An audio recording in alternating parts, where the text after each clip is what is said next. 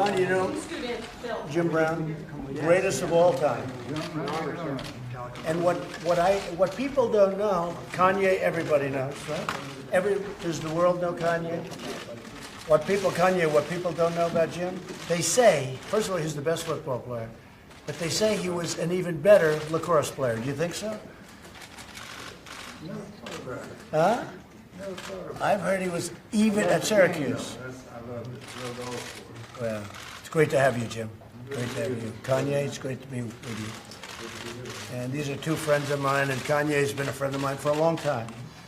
And Jim came out of nowhere, and he said, I like what the president's doing. A long time ago, we met, right? And I just appreciate it very much. And, you know, if you look at the employment numbers, if you look at the median income, if you look at every single indicator, we're keeping our promise, Jim. Thank you. And I want to thank you. Yeah, I like North Korea, too. Yeah. Well, he's turned out to be good. Dialogue. We had a little dialogue. And the Secretary of State just came back. Mike just came back from North Korea. We had very good meetings, and we'll meet again, but we're doing good. No more nuclear testing, no more missiles going up, no more nothing. And it's that was headed to war. That was headed to war. Yeah, I mean, to me it seemed like that close. Yep, it was so close. I spoke to President Obama. I will tell you that was headed to war. And now it's going to be, I believe it's going to work out very well. And stop the war.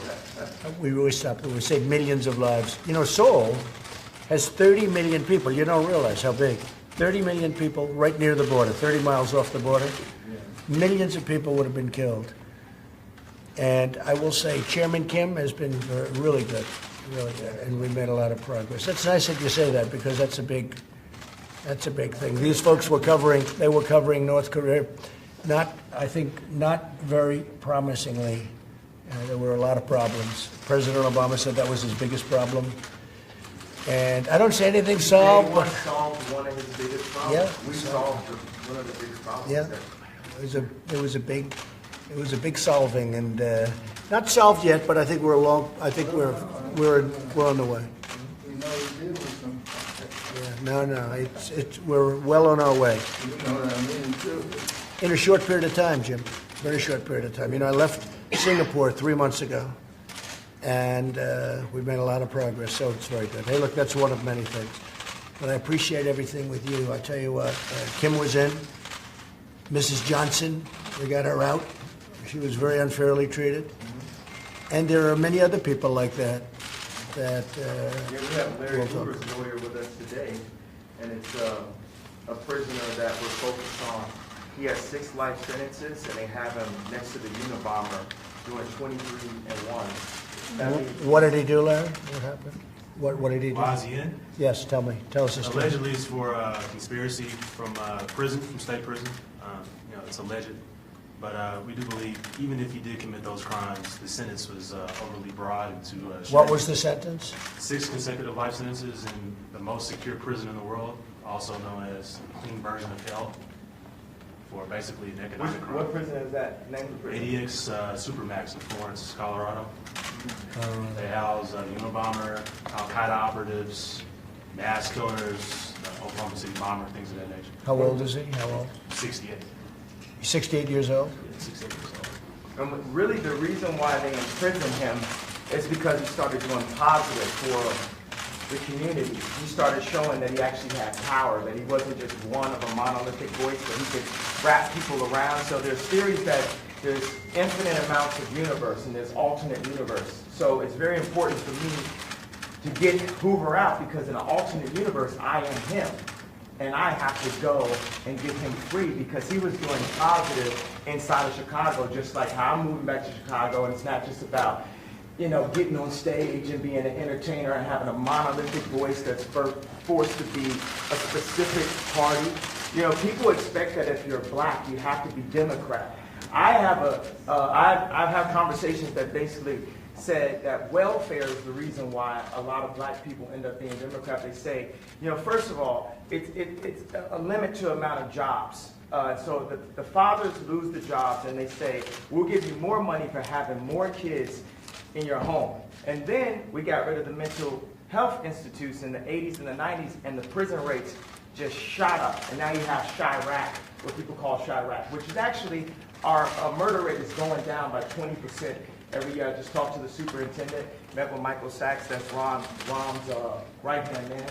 So I think it's the bravery that helps you beat this game called life. You know, they tried to scare me to not wear this hat, my own friends, but this hat, it gives me power in a way. You know, my dad and my mom separated, so I didn't have a lot of male energy in my home. And also, I'm married to a family that, you know, not a lot of male energy going on. It's beautiful, though. But there's times where, you know, it's something about, you know, I love Hillary. I love everyone, right? But the campaign, I'm with her, just didn't make me feel as a guy that didn't get to see my dad all the time, like a guy that could play catch with his son. It was something about when I put this hat on, it made me feel like Superman. You made a Superman. That's my favorite superhero. And you made a Superman cape. For me, also as a guy that looks up to you, looks up to Ralph Lauren, looks up to American industry guys. Non-political, no bullshit. Put the beep on it, however you want to do it, 5 seconds delay, and just goes in and gets it done. Right now, you gave me the heart to go to Adidas, because at Adidas, when I went in 2015, we were a $14 billion company, losing $2 billion a year. Now we have a $38 billion market cap. It's called the Yeezy effect. And I went to Casper. We had a meeting in Chicago, and I said, you have to bring manufacturing onshore, not even shore, into the core. It's not about the borders, the core of Adidas. And Chicago is the core of Middle America. We have to make Middle America strong. So I had the balls, because I had enough balls to put on this hat. I mean, this Adidas thing made me a billionaire. And I could have lost $200 million walking away from that deal. But even with that, I knew it was more important for me to take the chance of walking away from that deal than to have no fathers in Chicago with no homes. And when we do have prison reformation, because it's habilitation, not rehabilitation, because we didn't have the abilities in the first place. We never had anyone that taught us, who didn't teach us. Exactly, we had no one that taught us, right? So it's more important than any specific deal, anything, that we bring jobs into America, and that we provide a transition with mental health and the American education curriculum that Jim has worked on. Larry Hoover also has a curriculum that he's worked on. We have Montessori curriculums that we worked on. WeWorks has a beautiful curriculum. The Waldorf establishment has a curriculum. We have meditation. There's a lot of things affecting our mental health that makes us do crazy things, that puts us back into that trap door called the 13th Amendment. I did say abolish with the hat on, because why would you keep something around that's a trap door? If you're building a floor, the Constitution is the base of our industry, right? Of our country, of our company. Would you build a trap door that if you mess up and you accidentally something happens, you fall and you end up next to the Unabomber? You got to remove all that trap door out of the relationship. The four gentlemen that wrote the 13th Amendment, and I think the way the universe works, it's perfect. We don't have 13 floors, do we? You know, so the four gentlemen that wrote the 13th Amendment didn't look like the people they were amending. Also, at that point, it was illegal for blacks to read, or African Americans to read. And so that meant if you actually read the amendment, you get locked up and turned to a slave. Again, so what I think is, we don't need sentences, we need pardons. We need to talk to people. I was diagnosed with bipolar disorder. I was connected with a neuropsychologist that works with the athletes in the NBA and the NFL. And he looked at my brain. It's equal on 3 parts. I'm going to go ahead, drop some bombs for you. 98 percentile IQ test. I had a 75 percentile of all human beings, but it was counting 8 numbers backwards after it's repeating. So I'm going to work on that one. The other one's 98%, Tesla, Freud. You know, so he said that I actually wasn't bipolar. I had sleep deprivation, which could cause dementia 10 to 20 years from now where I wouldn't even remember my son's name. So all this power that I got, and I'm taking my son to the Sox game and all that, I wouldn't be able to remember his name from a misdiagnosis. And what we need is we can empower the pharmaceuticals and make more money. That's one thing. I've never stepped into a situation where I didn't make people more money. So we can empower pharmaceuticals, we can empower our industries, we can empower our factories, we can bring not only Adidas on shore, we can bring Foxconn to set up a factory in, I think, Minnesota, 53,000.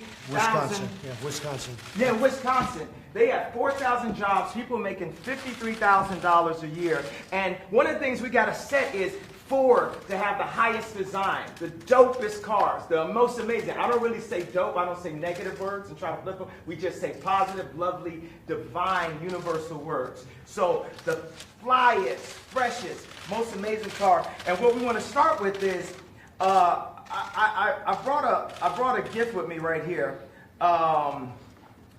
This right here is the iPlane 1. It's a hydrogen-powered airplane, and this is what our president should be flying in. Look at this shirt. We'll get rid of Air Force One. Can we get rid of Air Force One? No? You don't like that? Well, we're going to have Apple, an American company, work on this plane with. But you know what I don't like about, it's not that I don't like, what I need Saturday Night Live to improve on, and what I need the liberals to improve on is, if he don't look good, we don't look good. This is our president. He has to be the freshest, the flyest planes, the best factories, and we have to make our core be empowered. We have to bring jobs into America because our best export is entertainment and ideas. But when we make everything in China and not in America, then we're cheating on our country. And we're putting people in positions to have to do illegal things to end up in the cheapest factory ever, the prison system. I'll tell you what, that was pretty impressive. You know, I hate to say this, Jim. Do you want to say something? What do you do after that? You don't mind if I... You are please, Jim, please. We don't look good, we don't look good. Right. Great, right? Isn't that a great statement? And it's so true. As a country, it's so true. Very I've never seen Jim Brown impressed before. He was impressed. That's true. That statement is amazing, huh? I want to tell you, it's great to have you guys with us. And we're going to go in, we're going to have some lunch. That was quite something. That was quite something. That was from the soul. Yeah, no. It's really, really very interesting. Yes, yeah, please. So you had said of President Bush that he doesn't care about black people. And you've heard some people say that about this president. How do you respond to that? What do you make of that? I think we need to care about all people.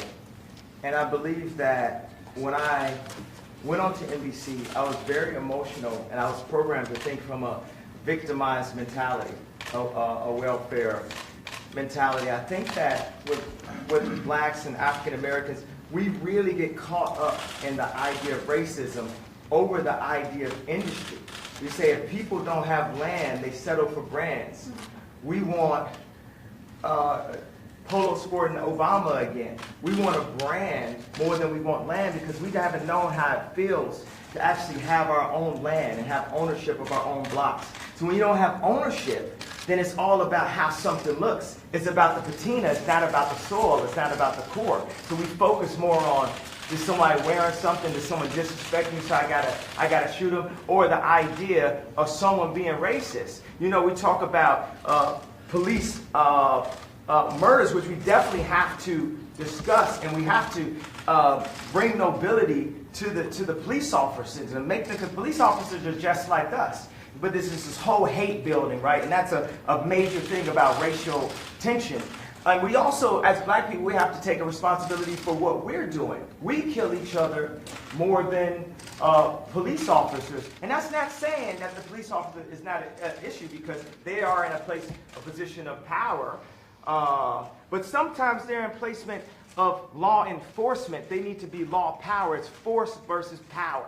When you shouldn't have to force people to do that. So a lot of times a police officer is sitting there, they're being forced to do this and forced to do that block, and then they force somebody into something and force something. We have to release the love.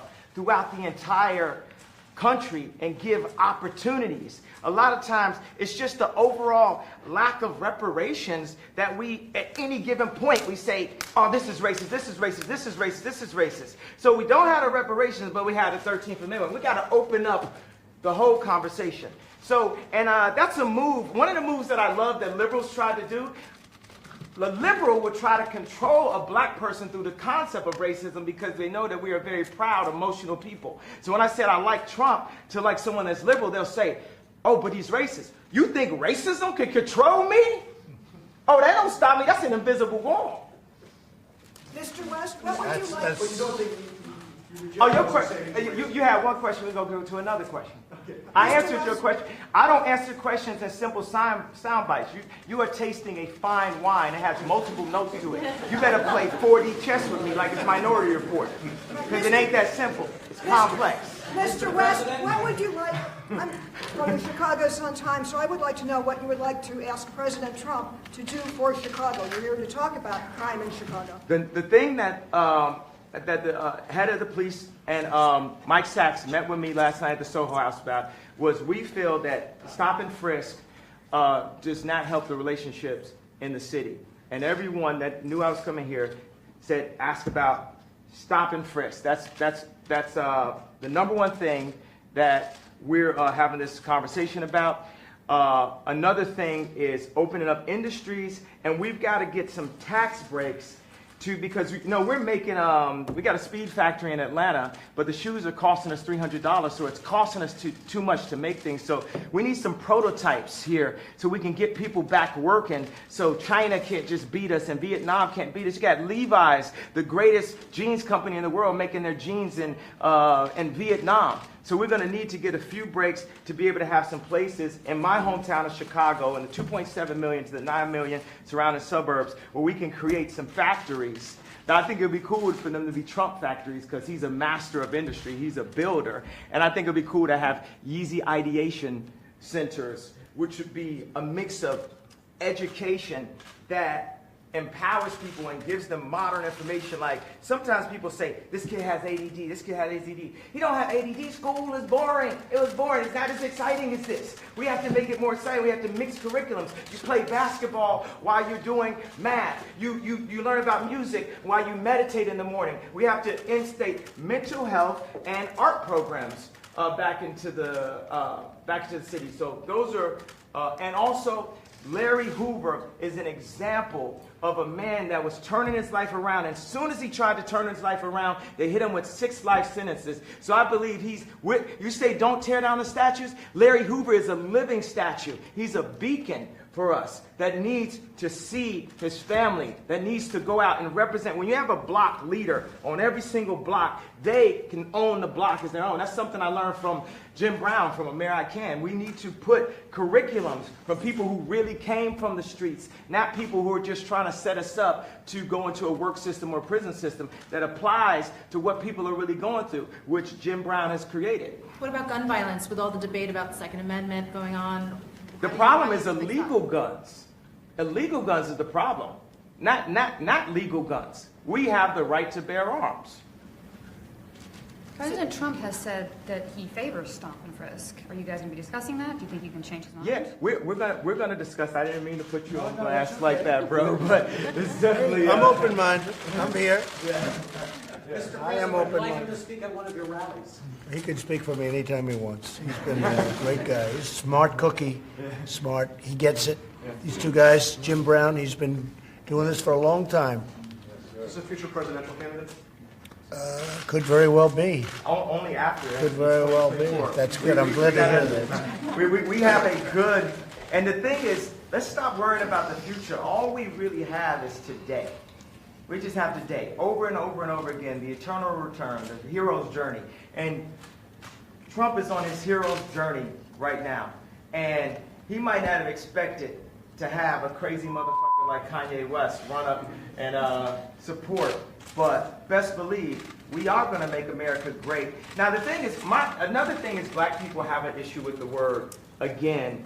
And I believe my feeling from that is because I'm going to go all the way Sigmund with it, because time is a myth. All we have is now. All we have is today. So the word, again, it doesn't hurt us because of the idea of racism and slavery and different things.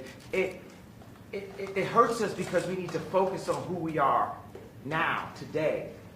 I believe. So I actually brought some hats in that have a bit of a transition. I'm not trying to put you up there a spot a little bit. I made a hat that says "Make America Great." Just that. But I would love to see, at the Super Bowl, Trump wearing the "Make America Great" hat, Colin wearing the "Make America Great," and showing that we can bend a bit on this side, we can bend a bit on this side, and we can learn how to be malleable in the infinite universe that we are and the loving beings that we are. That we don't have to stick to all traditions. And we aren't a side. We are one unit. We are one country. We are one moment in history and time. We might have been here before, but right now, we're here together. And the greatest value that people have are other people. And we need to stop working on red and blue. It's like a gang again. Let me ask you this question. You're in the Oval Office. Okay. How does it feel to be in the Oval Office? Oh, it is good energy in this. Isn't it good energy? Yeah. It's good energy. It's a great place. Jim, how do you feel? I feel good. Yeah. I truly feel good. I thank you, too. You're so respected. And what Kanye's doing has been incredible. All over the world they're talking about this. And I have to tell you, I had important meetings today with senators and with everything. Nobody cared. They wanted this meeting. This is the meeting. Is that right? I can say that to John. No, the others were good, right? But this is what they want. Maybe only you would be here. Well, it's my honor, Jim. I want to tell you, I've been a fan of yours for a long time. Long time. Nobody like you. Nobody like you. No athlete like you. Well, you know why I'm here?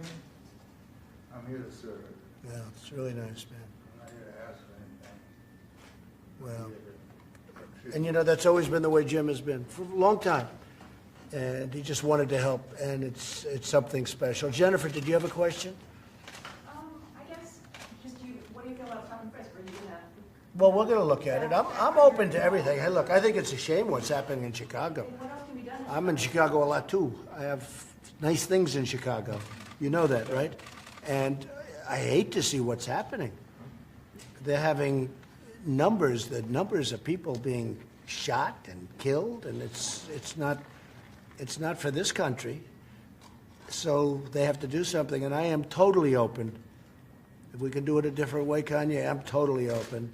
But they have to do, I mean, we all agree they have to do something, that's Mr. for sure. President, is it a law enforcement issue, a legislation? Well, maybe it's a legislative combination issue? of both. Yeah, I guess it is, but I think it's probably a combination of both.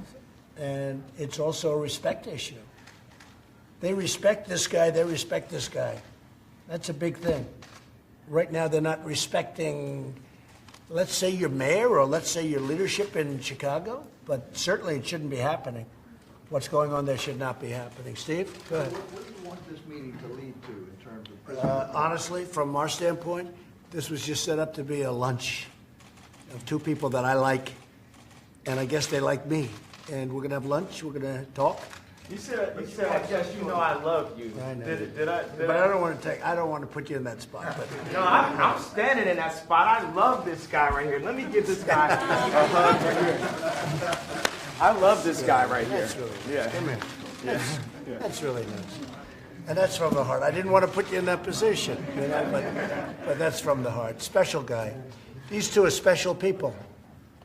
Whether you like it, whether you don't like it, they're special people. And I appreciate it. Jim, Kanye, I appreciate it. So let's go have some lunch.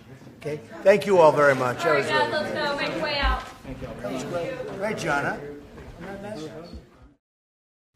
Hey, NBC News viewers, thanks for checking out our YouTube channel. Subscribe by clicking on that button down here and click on any of the videos over here to watch the latest interviews, show highlights, and digital exclusives. Thanks for watching.